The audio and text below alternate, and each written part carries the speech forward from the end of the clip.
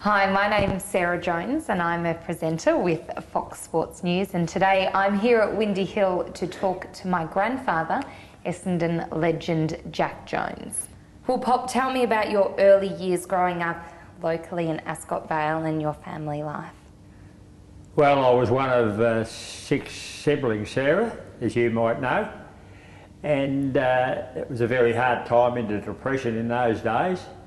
But we had a lot of fun. There was no television and no radio until I was 7-year-old, so we found our own things to do, and we enjoyed ourselves. We had a great young life until I was 14, you know, and then went to work, so that was good.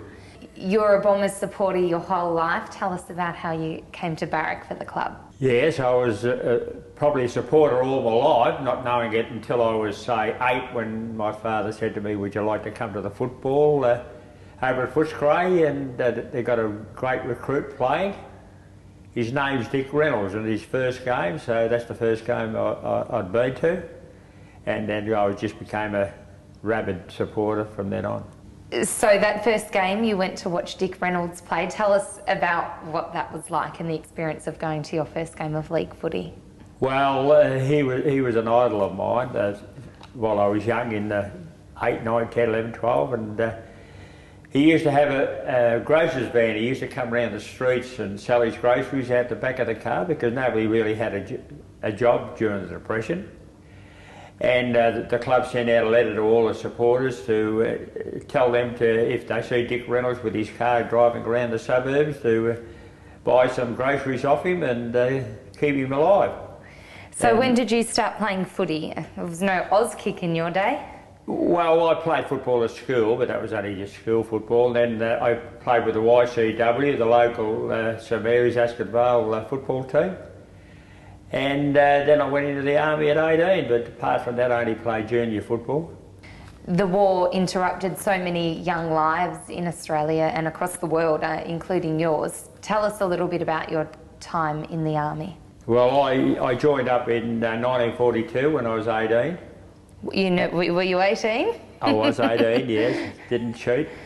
And all my mates in the street, they all went into the Army, Navy and Air Force, and we went out. I joined up at Royal Park, which is just near where the Children's Hospital is at the moment, actually. And we did a 3-month course there, and because we never had ever seen a gun, a machine gun, a hand grenade or anything like that.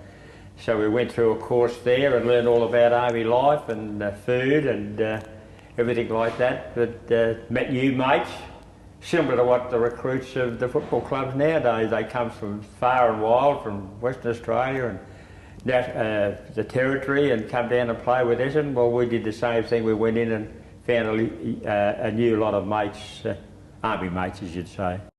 You came to Essendon in 1946, and what was a golden era for the football club. Tell us a little bit about playing with greats of the game like John Coleman and Dick Reynolds and Bill Hutchison, who are all now AFL legends in the Hall of Fame. Oh, well, yeah, that was just magnificent, and that's one of the reasons why we had such a great side. We played we won 3 premierships, 46, 49 and 50, but we played in 7 consecutive grand finals in 6 years. The extra one came when we drew in 1948, when we kicked 7-27 to 10-9, and we had to replay and we got beaten in the grand final. And the reason that I probably stayed in the side, because I was playing with so many champions. And when they picked the team of the century, I looked through the team of the century, and I actually played with 7 team of the century players while I was at Essendon. 5 of them was in the area that I played with, and probably that's why that we won so many games. And there was plenty more in the side that were just outside team of the century status. So tell us a little bit about, for people that didn't see them play, what Reynolds was like as a player, and Hutchie, and also John Coleman. Oh, well, the 3 of them were out and out champions, there's no doubt about that. But the funny thing about it, the 3 champions, Dick, John and Hutchie, they never had a left foot. And I always remarked about that to a couple of friends of mine, and I said, but they really didn't need one because they had so much time when they got the ball. They were so brilliant that they didn't need a left foot. They had all the time in the world, similar to what James Hird was. And you know, he's another legend in my book at the Essendon Football Club. But they were out and out champions, and I was very lucky to be there at the time that they played. What are some of your favourite memories of playing footy in that era? Well, the 3 premierships naturally, and the 7 grand finals. I was lucky because I played in all of them, but there was others when some of the players I played with played in the late 30s and the 42 grand final sides and 43, which Essendon played in. They won the 42 and runners up in 43. And by the time we got to say 48 and 49, a lot of them were retiring, and some had injuries. So there was only 4 of us that played in the 7 grand finals in a row. Was Dick, Hutchie, Bill Brittingham and myself. So I was extremely lucky to play at that time. Well, Pop, you're a member of the 200 Club, and the Football Academy here at Essendon is named after you. Tell us a little bit about the Academy and what it does for the young players.